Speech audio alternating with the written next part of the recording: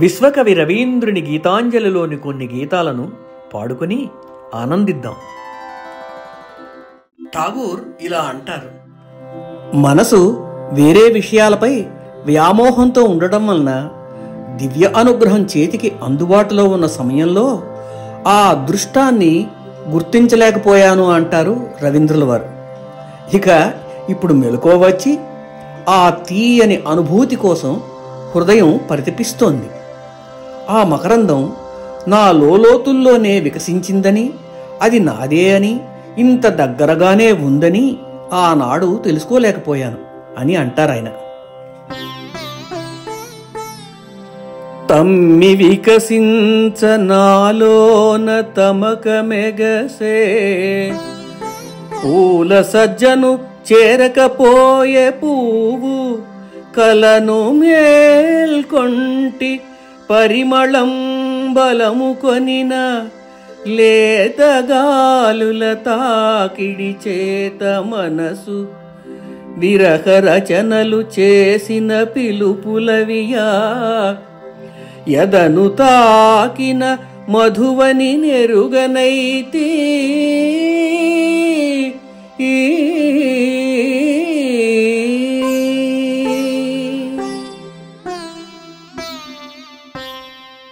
ఒడ్డుపై నిలబడి చూస్తూ ఉండగానే రంగురంగుల వసంతకాలం అంతా గడిచిపోయింది.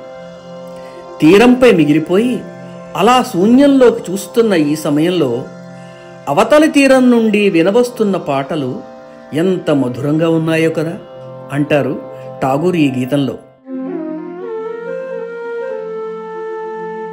పడవ నడపాలి కాని నా బద్ధకమున గడచిపోయెను వాసంత కాలమపుడే, పండి రాలిన ఆకుల నిండెను దరి, గాలి పాటలు ఆవలి గట్టు నుండి వచ్చి తాకగా పులకించనిచ్చలేదా.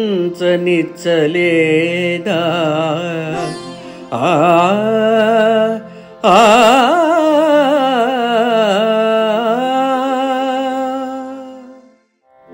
నీలి ఆకాశం మేఘాలతో నిండి వెలుగు తగ్గి వర్షం కురిసే సమయంలో అందరూ ఇళ్ల తలుపులు వేసుకొని నిశ్శబ్దంగా ఉండిపోతారు. ఆ సమయంలో నిర్మానుష్యంగా ఉన్న వీధులలో ఒంటరిగా సంచరించే బాటసారివి నీవు. నాకున్న ఒక్కగానొక్క ప్రియమైన స్నేహితుడా, నీకోసం నా ఇంటి తలుపులు మాత్రం ఎప్పుడూ తెరిచే ఉంటాయి అంటారు ఈ గీతంలో విశ్వకవి.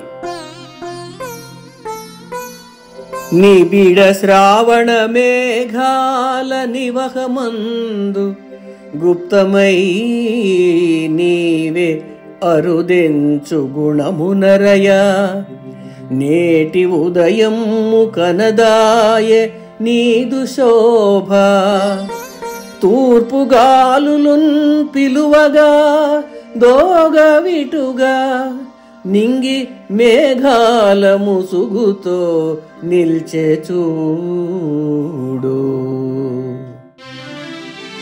అడవి నిశ్శబ్ద రాగాన నడరే, ఇండ్ల తలుపులున్ మూసిరిటువైపు దారి, నడచి వచ్చువాడవీవే కనుమా, వాకిలిదిగో నా గృహము తీసి తిరమ్ము నా దుహితుడా.